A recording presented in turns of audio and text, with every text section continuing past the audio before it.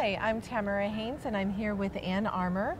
She is the second place winner in the Wall Quilts Pictorial category with her Languid in CAIRO. Welcome, Anne, and congratulations. Thank you so much, and thank you to AQS for sponsoring the show here in Chattanooga. Absolutely. We always have a wonderful time here in Chattanooga. Great show. So let's start by tell us about the title of your quilt. Well, this is called Languid in CAIRO. It's based on an Orientalist piece of artwork by Ludwig Deutsch. And he was an Austrian painter. This was painted in CAIRO 1885. And my interest in this kind of art comes from having lived in the Middle East for quite a few years. In fact, Jenny Bowker, who brought the Quilt Like an Egyptian project to AQS, which everybody's enjoyed so much. Yes. She was my first art quilt teacher, so I was very fortunate to have an opportunity to have somebody with such high quality to teach me. What a wonderful mentor. Yeah. Absolutely. And so, this type of quilting really gives you a glimpse into what life was like then. Yeah. In CAIRO then. Yes. And so how long did this take you to quilt? Well, this is my third in a series, so I had sort of established my procedure of how I like to work on a quilt and break it down into subsets. So you work at a smaller subset, so that keeps you motivated to keep going instead of feeling like you're overwhelmed, you know, by the whole image.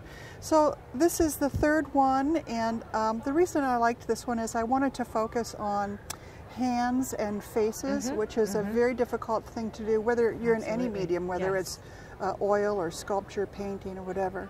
So I was really happy with this face. I had to give 3 attempts before I got the man I wanted. Yes, and such shadowing and detail. Yes, and it's difficult. It's difficult with the skin tone and the imagery, but it's a lot of fun. So he's sitting in a small cafe somewhere in the hustle bustle of CAIRO, but he's in a very quiet little corner of the souk or Khana Khalili.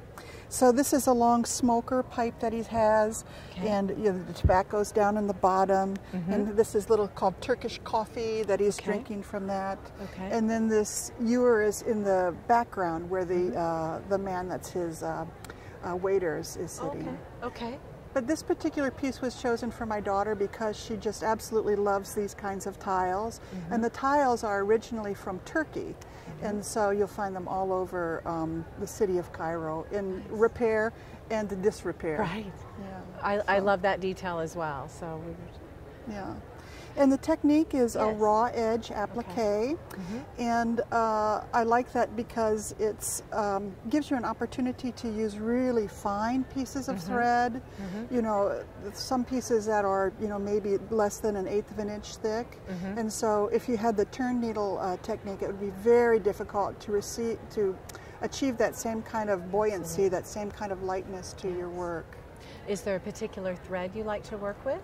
I am a big Superior Threads gal, I must admit, and their rainbows is wonderful, and it works beautifully. This particular quilt has 1 layer of cotton, and then as the first layer of batting, and then the second layer of batting is a wool, and because of that it gives a nice loft to the quilt, while still being able to get a certain amount of thread density that doesn't compact it or squish it all down. Absolutely. Yeah. And tell me about the machines that you use to complete the Sure.